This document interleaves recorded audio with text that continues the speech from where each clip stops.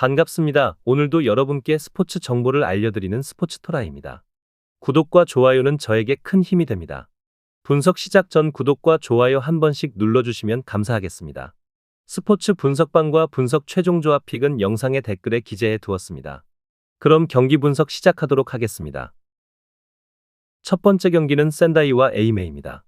베갈타 센다이는 전방 압박을 통한 빠른 전환과 박스 공략에 주력하고 있습니다. 미야자키는 제공권과 연계 모두에서 안정감을 주며 아라키는 압박 타이밍과 탈압박 후 빠른 전개 연결로 중요한 역할을 합니다. 다케다는 측면에서 속도를 활용한 침투와 컷백 제공 능력에서 두각을 나타내며 상대의 수비 전환이 늦을 경우 박스 근처에서 수적 우세를 형성하는 구조를 만들어냅니다. 에이맨은 후방 빌드업에서의 안정성 부족과 박스 근처에서의 수비 간격 조정 실패가 자주 발생하고 있습니다. 타구치, 후지하라, 타니모토의 수비 조합은 수비 전환 시 움직임의 타이밍이 맞지 않으며 특히 탈압박 후 볼 배급이 원활하지 않아 역습에 자주 노출되는 장면이 반복되고 있습니다. 공격은 주로 개별 선수들의 역량에 의존하고 있으며 전방 압박을 받을 때는 리듬을 유지하는 데 어려움을 겪고 있습니다. 결론을 말씀드리자면 베갈타 센다이는 전방 압박, 측면 전개 그리고 박스 안 침투가 자연스럽게 연결되는 전술적 흐름을 잘 유지하고 있습니다. 반면 에이맨은 빌드업에서 자주 실패하고 중원에서의 탈취 후 빠르게 실점을 허용하는 경향을 보이고 있습니다. 특히 박스 앞 간격이 무너질 경우 베갈타 센다이가 속도와 압박에서 우세를 점하며 경기의 흐름을 지배할 가능성이 매우 높습니다. 센다이의 승리와 오버를 추천드리는 경기입니다. 두 번째 경기는 미토와 고흐입니다. 미토 홀리호크는 와타나베, 오쿠다, 츠쿠이가 중원에서의 압박과 세컨드볼 경합에서 중요한 역할을 하며 공수 전환 및 전방 수비 연결에 있어 강점을 보입니다. 특히 좌우 풀백의 커버링 타이밍이 뛰어나며 상대의 공격을 외곽으로 유도한 뒤 탈취하는 수비 패턴이 잘 정리되어 있습니다. 역습 상황에서 오쿠다의 활발한 움직임과 와타나베의 연계 능력이 박스 안에서 실질적인 득점 기회를 창출하는 비율이 높습니다. 반폴의 고흐는 전개를 시도하지만 측면 전개에서 윙백의 공격적인 움직임이 부족하고 중앙과 측면 간의 간격 유지가 불안정한 상황이 자주 발생합니다. 이로 인해 전개 루트가 자주 끊기고 특히 300 시스템에서는 미드필더와의 연계가 원활하지 않아 압박을 받을 때 측면으로 공을 빼거나 중앙에서 탈압박하는 데 어려움을 겪고 있습니다. 수비 시 500으로 변환되지만 이때 박스 앞 간격을 제대로 조절하지 못해 수비적인 불안 요소가 생깁니다.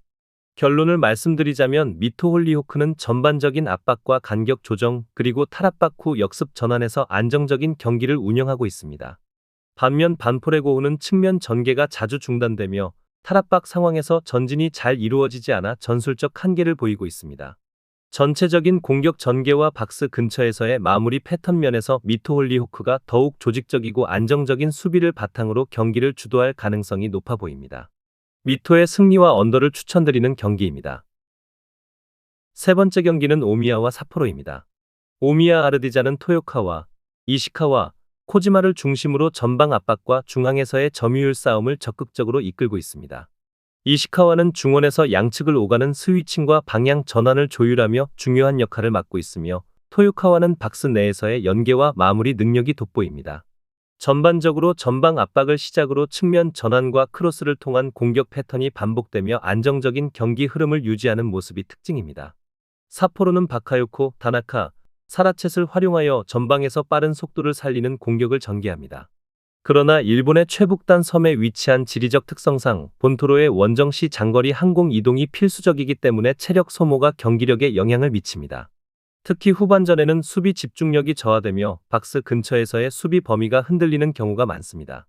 조직적인 플레이는 잘 유지되나 체력이 소진되면 수비의 템포 조절이 어려운 상황입니다.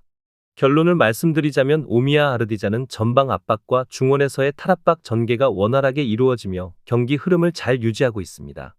반면 삿포로는 장거리 원정 후 후반전 체력 저하로 인해 전술적 템포와 수비 간격이 흐트러지는 경향을 보이고 있습니다. 특히 섬 지역에서의 경기 진행은 단순한 이동 이상의 영향을 미쳐 선수들의 경기 집중도에도 부정적인 영향을 줄 수 있습니다. 오미야의 승리와 언더를 추천드리는 경기입니다. 네 번째 경기는 제프 유나이티드와 아키타의 맞대결입니다. 제프 유나이티드는 최근 3연승을 포함해 5경기에서 3승 2패를 기록하며 안정적인 경기 흐름을 되찾은 상황입니다. 중원에서는 수비형 미드필더와 센터백 조합이 팀의 밸런스를 탄탄히 지탱하고 있고, 전방 투톱 역시 공수 전환 시 핵심 축으로 활약하며 역동적인 흐름을 만들어가고 있습니다. 특히 측면에서는 공격형 미드필더와 중앙 자원의 유기적인 스위칭을 통해 공격의 다양성을 확보하고 있으며, 후반전 마무리 능력 역시 개선된 모습을 보이고 있습니다. 수비 라인도 빌드업이 안정적으로 이루어지면서 실점이 줄고 있어 전체적인 전술 밸런스가 좋은 편입니다. 반면 아키타는 직전 경기에서 연패를 끊긴 했지만 최근 5경기에서 1승 4패라는 부진한 흐름을 보여주고 있습니다. 특히 원정에서는 최근 3경기 연속 무득점에 그치며 공격력의 날카로움이 떨어지고 있으며, 전방 자원의 고립과 후방 빌드업의 불안정성으로 인해 전개 자체가 매끄럽지 못한 상황입니다. 중원 압박도 간헐적으로만 작동하고 있어 상대의 템포를 끊지 못하는 장면이 자주 나오고 있고, 후방에서는 조직력이 흔들리며 실점이 반복되고 있는 모습입니다. 결론적으로 이번 경기는 제프 유나이티드가 중원 조직력, 공격 다양성, 후반 운영 능력에서 모두 우위를 보이고 있는 만큼 홈 경기에서 주도적인 흐름을 이어갈 가능성이 높습니다. 아키타는 수비 전환과 전방 전개 모두에서 신뢰도가 떨어지는 만큼 득점 기대치 자체가 낮은 경기로 전망됩니다. 제프 유나이티드의 승리와 언더를 추천드립니다. 5번째 경기는 이와타와 오이타의 맞대결입니다. 이와타는 최근 공격 전개에서 정체된 흐름을 이어가고 있는 가운데 직전 맞대결이었던 오이타전에서도 1대2로 패하며 전술적인 한계를 드러냈습니다. 후방 빌드업이 전방 압박에 무력화되었고, 점유율을 유지하고 있음에도 불구하고 파이널 서드에서의 전개는 단조로운 양상으로 흐르며 공격 다양성이 결여된 모습을 보였습니다. 중원은 안정적인 볼 배급이 가능하지만 템포 자체가 느리고, 전방에서는 특정 자원에게 침투와 마무리를 지나치게 의존하는 경향이 뚜렷합니다. 특히 최근 3경기 연속 전반 무득점이라는 통계는 공격의 흐름이 매우 정체되어 있음을 보여줍니다. 반면 오이타는 직전 제프전에서는 패배했지만 경기 내용 측면에서는 조직적인 수비 운영과 빠른 전환을 통한 압박 연계가 일정 수준 이상 작동하고 있었습니다. 3-5-2 포메이션 기반의 전술 구조하에 중원 자원들이 압박과 커버 능력에서 활약하며 전방에서의 활동량도 상대 수비를 흔드는 데 효과적으로 작용하고 있습니다. 다만 하프라인을 넘는 시점에서 공격 루트가 다소 편중되는 현상은 아쉬운 부분으로 남습니다. 결론적으로 이번 경기는 이와타가 홈 2점을 갖고 있음에도 불구하고 공격 전개의 단조로움과 마무리 부족이 발목을 잡을 가능성이 큽니다. 오이타는 중원 밀집 운영과 후반전 강세를 바탕으로 경기 균형을 유지하려는 접근을 할 것으로 보이며, 전체적으로 양팀 모두 수비 조직력에 초점을 두는 전술 구조로 인해 득점이 크게 기대되지는 않습니다. 무승부와 언더를 추천드리는 경기입니다. 6번째 경기는 후지에다와 구마모토의 맞대결입니다. 후지에다는 최근 5경기 중 4패를 기록하며 뚜렷한 하락세를 보이고 있고, 경기당 평균 실점이 2.2점에 달할 정도로 수비적인 불안감이 매우 심각한 상황입니다. 특히 경기 후반 실점률이 높고 세컨드볼 대응이 느슨해 실점 루트를 반복적으로 허용하고 있는 모습입니다. 현재 사용하는 3-4-2-1 포메이션 내에서는 섀도우 라인 자원의 복귀가 지연되고 있고, 윙백의 과도한 전진으로 인해 좌우 수비 노출이 심화되고 있는 상태입니다. 하프스페이스 대응력이 떨어지는 것도 큰 약점으로 작용하고 있습니다. 공격에서는 빠른 스피드를 갖춘 전방 자원들이 있지만 느린 빌드업과 불안정한 수비진 구성으로 인해 전방 연결이 원활하게 이루어지지 않고 있습니다. 전술적 일관성 결여도 팀 전체의 경기 흐름을 무너뜨리고 있으며, 최근 3경기에서 모두 한 점 차 패배를 기록하는 등 결과적으로도 아쉬운 흐름이 이어지고 있습니다. 반면 구마모토는 최근 5경기에서 1승 2무 2패를 기록하며 평범한 성적을 이어가고 있지만 경기 내용 면에서는 후지에다보다 전술적 유연성과 안정성이 더욱 돋보이는 모습입니다. 3-4-3 포메이션을 기반으로 중원에서의 압박을 피해 좌우 측면으로 빠르게 전환하며 탈압박을 시도하는 방식이 효과적으로 작동하고 있습니다. 하마다와 오니시가 빌드업에 적극 가담하며 와타나베, 시오하마가 채널 플레이로 상대 수비를 흔드는 전개가 장점으로 후지에다의 측면 약점을 공략할 수 있는 요소입니다. 수비적으로는 지역 방어를 중심으로 세트피스 대응 능력도 안정적이며 전반적으로 밸런스를 중시하는 경기 운영을 펼치고 있습니다. 다만 역습 상황에서의 수비 전환은 한 박자 늦는 경향이 있으며 원정 2경기 연속 승리가 없는 점은 부담 요소가 될 수 있습니다. 결론적으로 후지에다는 공격과 수비 양면에서 구조적인 약점이 노출되고 있고, 조직력 저하와 수비 밸런스 붕괴가 반복되고 있는 상황입니다. 구마모토는 전체적으로 수비적 안정성과 중원 장악력에서 후지에다보다 우위를 점하고 있으며, 특히 측면 공간 공략 능력은 이번 경기에서 중요한 승부처가 될 수 있습니다. 그러나 양팀 모두 전방에서의 마무리 능력은 불안정하며 경기 흐름상 신중한 운영이 예상되어 저득점 경기가 될 가능성이 높습니다. 무승부와 언더를 추천드리는 경기입니다. 7번째 경기는 사간도스와 야마가타입니다. 사간도스는 슬리브카, 아라이, 니시카와를 전방에 배치하고 있습니다.